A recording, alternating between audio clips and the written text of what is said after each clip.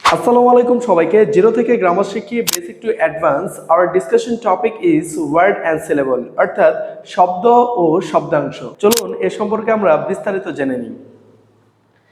Word একাধিক letter একত্রে বসে যদি কোনো অর্থ প্রকাশ করে তাকে ওয়ার্ড বলে, অর্থাৎ একাধিক লেটার। আমরা শিখেছি গত ক্লাসে যে লেটার এ থেকে জেড পর্যন্ত মোট 26টি লেটার বা বর্ণ রয়েছে। এই লেটারগুলো যখন একত্রে বসে কোনো অর্থ প্রকাশ করবে, যেমন ফাদার, FATHER, ফাদার, মাদার, এক একটা লেটার বা বর্ণ এগুলো একত্রে বসে একটি অর্থ প্রকাশ করেছে। ফাদার মানে বাবা, মাদার মানে মা, এরকম ভাবে ডল, বল, ঢাকা, পেন্সিল, প্যান, গো ইত্যাদি। এখন আমরা শিখব সিলেবল বা শব্দাংশ। কোনো ওয়ার্ড এর যতটুকু অংশ একবারে উচ্চারণ করা যায়, অর্থাৎ কোনো ওয়ার্ড এর যতটুকু অংশ একবারে উচ্চারণ করা যায় তাকে সিলেবল বলে। সংক্ষেপে বলা যায় ওয়ার্ডের অংশই হলো সিলেবল। সিলেবলকে 4 ভাগে ভাগ করা হয়েছে। 1 মনোসিলেবল, 2 ডাইসিলেবল, 3 ট্রাইসিলেবল, 4 পলিসিলেবল। চলুন এখন আমরা মনোসিলেবল সম্পর্কে বিস্তারিত জেনে নিই। এক স্বর বিশিষ্ট যেসব ওয়ার্ড এর একটি মাত্র অংশ থাকে তাকে মনোসিলেবল বলে, যেমন ম্যান, ম্যান, হ্যান, হ্যান, ডগ, ডগ, বুক, বুক।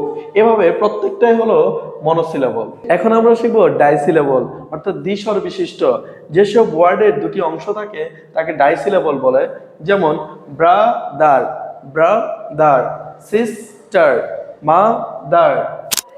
এখন আমরা শিখব ট্রাইসিলেবল, অর্থাৎ 3 স্বর বিশিষ্ট শব্দ।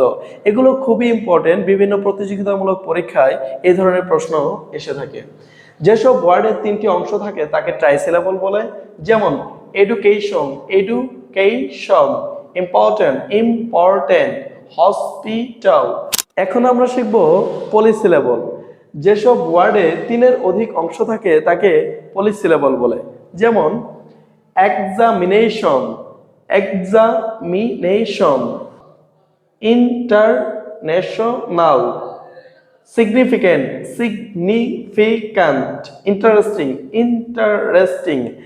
এখন আমরা এই টপিক থেকে গুরুত্বপূর্ণ কিছু এমসিকিউ সমাধান করে আসি।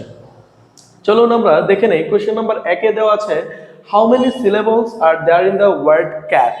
ক্যাট, একটি সিলেবল রয়েছে ক্যাট।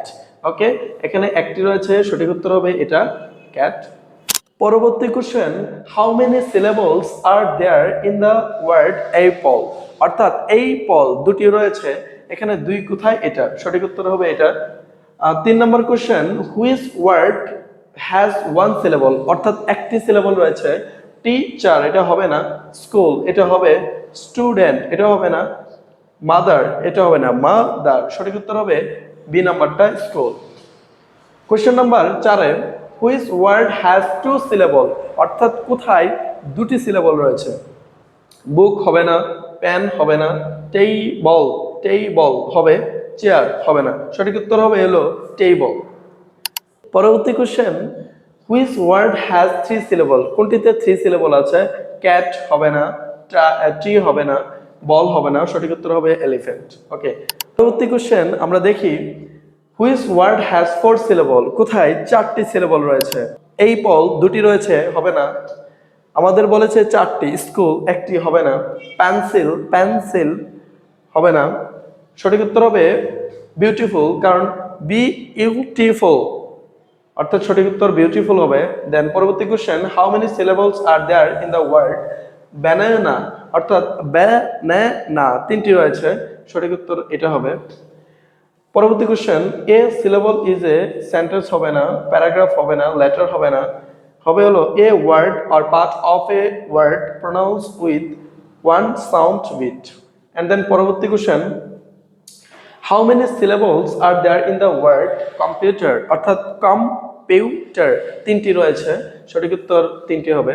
দেন পরবর্তী question, which word has the same number of the syllable has, অর্থাৎ টিচারে সিলেবল কতটা আছে। টিচার 2টি রয়েছে, এখানে 2টি কোনটাতে রয়েছে। স্কুল হবে না, প্যান হবে না, বুক হবে না, সঠিক উত্তর হবে মাদার, মাদার। ভিডিওটি ভালো লাগলে অবশ্যই আমাদের ইউটিউব চ্যানেলটি RKS লার্নিং পয়েন্ট সাবস্ক্রাইব করুন। ধন্যবাদ সবাইকে।